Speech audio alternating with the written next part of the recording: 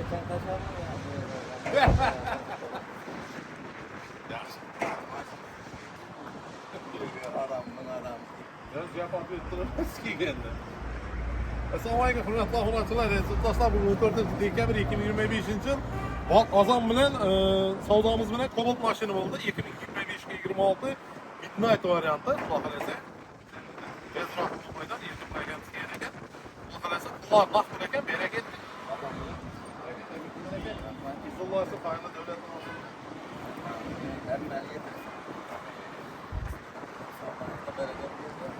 Mashina qaladingizmi?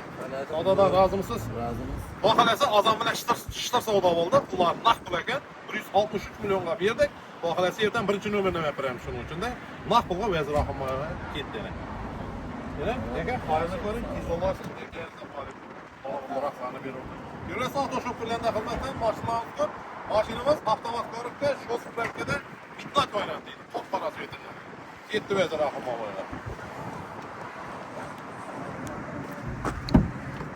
Bekleyenler görsene.